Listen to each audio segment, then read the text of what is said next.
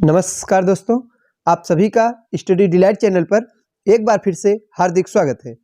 आज के इस वीडियो में हम लोग उत्तर प्रदेश पुलिस कांस्टेबल 2024 भर्ती परीक्षा के लिए करंट अफेयर्स को देखेंगे। साथियों, अब तक हमने उत्तर प्रदेश पुलिस कांस्टेबल के लिए प्रीवियस ईयर पेपर को सॉल्व करा दिया है, साथ ही साथ प्रैक्टिस सेट भी करा रहे हैं। तो साथियों, आज से करंट अफेयर्स की श्रृंखला की शुरुआत करने जा रहे हैं और हम लोग आज राष्ट्रीय और अंतर्राष्ट्रीय घटनाक्रम के महत्वपूर्ण करंट अफेयर्स के प्रश्नों का प्रैक्टिस करेंगे। तो वीडियो जरूर देखिएगा, यहां से आपके 2 से 3 प्रश्न परीक्षा में देखने को मिलेंगे। हम पार्ट वाइज करंट अफेयर्स के सभी प्रश्नों को सॉल्व कराएंगे। तो चलिए शुरुआत करते हैं। सबसे पहले हम राष्ट्रीय घटनाक्रम के करंट अफेयर्स के प्रश्नों को देखेंगे। साथियों, पहला है कि भारत की पहली सेमी हाई स्पीड क्षेत्रीय रेल सेवा जिसका नाम है रैपिड एक्स, इसका नया नाम क्या रखा गया है? तो यहां से 2 प्रश्न पूछा जा सकता है। एक तो भारत की पहली सेमी स्पीड क्षेत्रीय रेल सेवा का नाम क्या है? तो रैपिड एक्स बताएंगे। पहली सेमी हाई स्पीड क्षेत्रीय रेल सेवा है। और अगर पूछा जाएगा इसका नया नाम क्या रखा गया, तो आप बताएंगे नमो भारत। नाम याद रखिएगा, नया नाम इसका जो है नमो भारत कर दिया गया है। नेक्स्ट है कि भारत के किस महिला थाना को अंतर्राष्ट्रीय मानकीकरण संगठन प्रमाण पत्र से प्रमाणित किया गया है? तो साथियों, उस महिला थाना का नाम है भोपाल, जो कि मध्य प्रदेश में स्थित है। नाम याद रखिएगा, भोपाल, मध्य प्रदेश। पश्चिम बंगाल का ब्रांड एम्बेसडर किसे चुना गया है? तो साथियों, सौरव गांगुली को पश्चिम बंगाल का ब्रांड एम्बेसडर चुना गया है। नेक्स्ट है, माउंट एवरेस्ट के सामने से 21,500 फीट की ऊंचाई से स्काई डाइविंग करने वाली पहली महिला कौन बनी है? इंपॉर्टेंट है साथियों, परीक्षा में प्रश्न ये बन सकता है। तो सही जवाब होगा शीतल महाजन। तो शीतल महाजन कौन है साथियों? ये माउंट एवरेस्ट जो पर्वत है, इसके सामने से 21,500 फीट की ऊंचाई से स्काई डाइविंग करने वाली पहली महिला बनी है। तो पहली महिला है, इसीलिए महत्वपूर्ण है साथियों। नाम जरूर याद रखिएगा, शीतल महाजन। नेक्स्ट है कि भारतीय रेलवे ने किस वर्ष तक वेटिंग टिकट को खत्म करके कंफर्म टिकट देने का लक्ष्य निर्धारित किया? 2027 तक।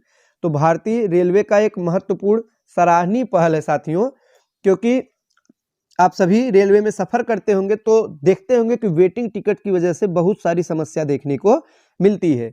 तो कई बार तो ऐसा होता है कि कंफर्म टिकट से ज़्यादा वेटिंग टिकट वाले ट्रेन की बोगी में सफर करते हैं साथियों, जिससे कंफर्म टिकट वाले को भी परेशानी का सामना करना पड़ता है। तो अब इसे खत्म करने का लक्ष्य निर्धारित किया गया है 2027 तक।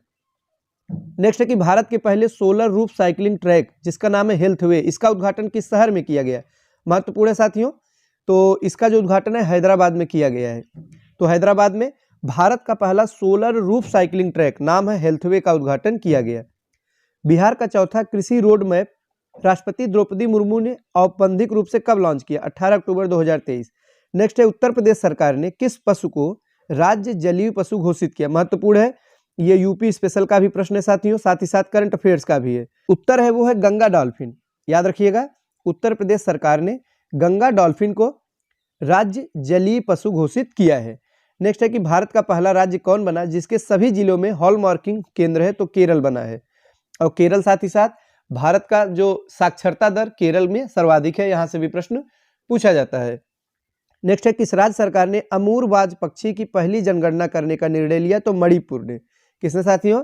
जो अमूरबाज पक्षी है, तो मणिपुर राज्य सरकार द्वारा इसकी पहली जनगणना करने का निर्णय लिया गया है। भारत के किस नगर निगम ने स्वच्छता ट्रेन पहल शुरुआत की है? अहमदाबाद ने। किसने साथियों? अहमदाबाद द्वारा इसकी शुरुआत की गई है। भारत का पहला 3D प्रिंटेड पोस्ट ऑफिस कहाँ खोला गया? तो बेंगलुरु, कर्नाटक में खोला गया है। यह भारत का पहला 3D प्रिंटेड पोस्ट ऑफिस होगा। नेक्स्ट है कि विश्व के पहले 3D मुद्रित मंदिर का अनावरण कहाँ किया गया? तो सिद्दीपेट जिला, जो कि तेलंगाना में है। नोकिया किस शहर में अपनी तरह की पहली 6G लैब लॉन्च की है? तो बेंगलुरु में लॉन्च की है। गुजरात सरकार ने अपना स्टेट फिश किसे घोषित किया है? महत्वपूर्ण है, तो गुजरात सरकार ने घोल मछली को, नाम जरूर याद रखिएगा, नाम है घोल मछली, और इसी मछली को गुजरात सरकार ने अपना स्टेट फिश घोषित किया है। नेक्स्ट है, यूनेस्को के क्रिएटिव शहरों की सूची में भारत के किन 2 शहरों को शामिल किया गया? तो कोझिकोड साहित्य के लिए एवं ग्वालियर संगीत के लिए इन्हें शामिल किया गया है।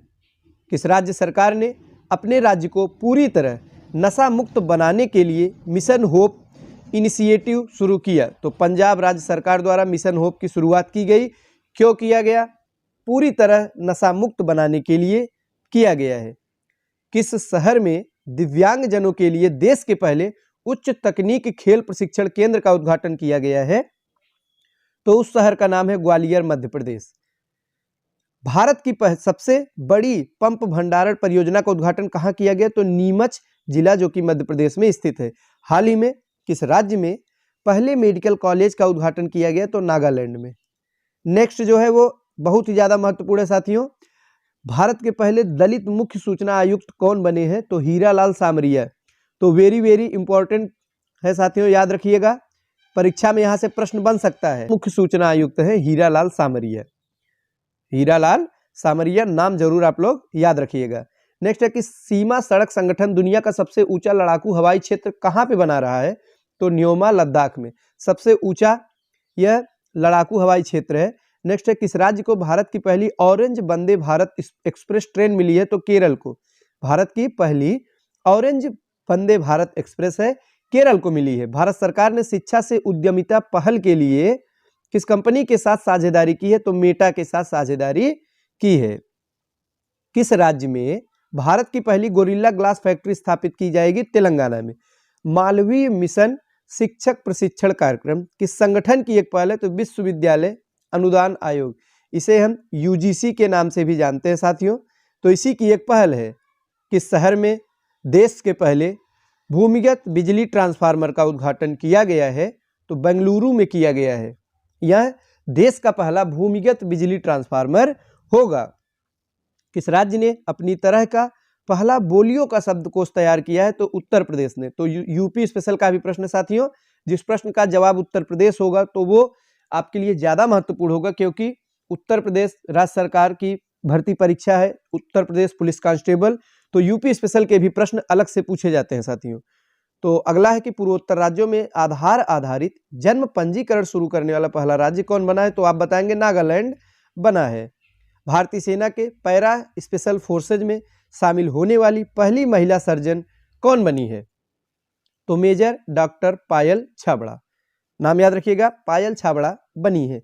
स्कूलों में अपने साथियों से पढ़ने में पिछड़ रहे बच्चों के लिए किस राज्य सरकार ने मिशन दक्ष कार्यक्रम शुरू किया? तो बिहार राज्य सरकार ने। किसने साथियों? तो जो बिहार राज्य सरकार है इसने एक कार्यक्रम शुरू किया है मिशन दक्ष। तो इसका उद्देश्य क्या है कि जो पिछड़े हुए बच्चे हैं, जो अपने क्लास के सहकर्मी बच्चों के साथ, जो सहपाठी बच्चों के साथ पढ़ने में पीछे हो गए हैं, इनके लिए स्पेशल क्लासेस की व्यवस्था की गई है। नेक्स्ट है आयुष्मान भारत स्वास्थ्य और कल्याण केंद्रों को अब किस नाम से जाना जाएगा? तो आयुष्मान आरोग्य मंदिर। किस नाम से? आयुष्मान आरोग्य मंदिर के नाम से जाना जाएगा। हल्के लड़ाकू विमान तेजस से उड़ान भरने वाले भारत के पहले प्रधानमंत्री कौन बने? नरेंद्र मोदी। ये भारत के पहले ऐसे प्रधानमंत्री बने हैं जिन्होंने तेजस से उड़ान भरा है।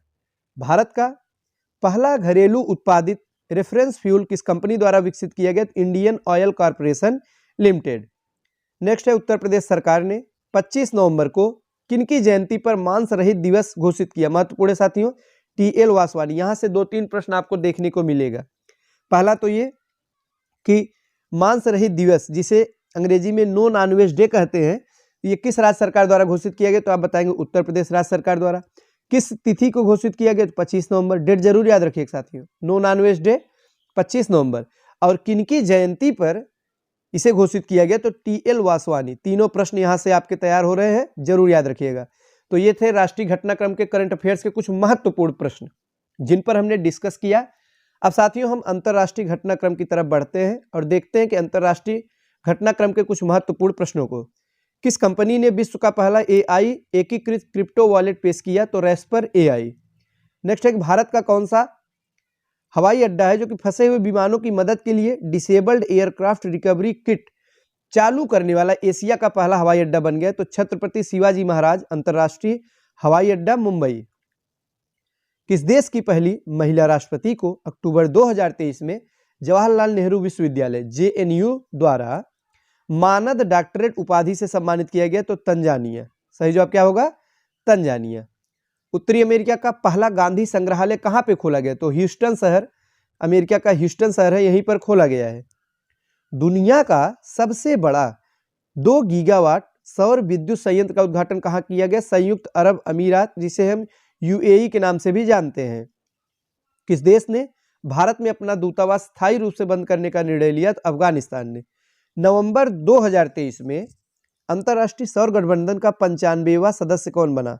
इंपॉर्टेंट है साथियों, याद रखिएगा, परीक्षा में पूछा जा सकता है। तो जो चिली देश है, यह नवंबर 2023 में अंतर्राष्ट्रीय सौर गठबंधन का 95वां सदस्य बन गया है। कोलिंस डिक्शनरी ने वर्ड ऑफ द ईयर 2023 किसे घोषित किया? एआई को। कौन सी डिक्शनरी? कोलिंस डिक्शनरी, यह भी महत्वपूर्ण है। नेक्स्ट है, भारत के बाहर पहला आईआईटी कैंपस कहाँ खोला गया? जांजीबार, तंजानिया में। यह भारत का पहला आईआईटी कैंपस है जो कि भारत के बाहर खोला गया है साथियों। नाम क्या है? Zanzibar, Tanzania. इनोवेशन श्रेणी के लिए विश्व के सर्वश्रेष्ठ विद्यालय का पुरस्कार किसने जीता? रिवर साइड स्कूल, जो कि गुजरात में स्थित है। किस देश ने हाईकुन नाम से अपनी पहली स्वदेशी रूप से निर्मित पनडुब्बी लॉन्च की है? तो ताइवान ने। नेक्स्ट है, विश्व का सबसे बड़ा वस्त्र कार्यक्रम भारत टेक्स 2024 किस शहर में आयोजित होगा? तो नई दिल्ली में आयोजित होगा। आगे कि विश्व में ग्रेफाइट का सबसे बड़ा उत्पादक देश कौन बना? चीन बना है साथियों, महत्वपूर्ण है, याद रखिएगा। जो है चीन अब विश्व में ग्रेफाइट का सबसे बड़ा उत्पादक देश बन गया है। विश्व की सबसे पुरानी लकड़ी की संरचना किस देश में खोजी गई? तो जाम्बिया में खोजी गई। सही जवाब होगा इसका जाम्बिया। किस देश ने पहले अंतर्राष्ट्रीय व्यापार कानून पर संयुक्त राष्ट्र आयोग दक्षिण एशिया सम्मेलन की मेजबानी की है? तो अपना देश भारत है जिसने मेजबानी किया है।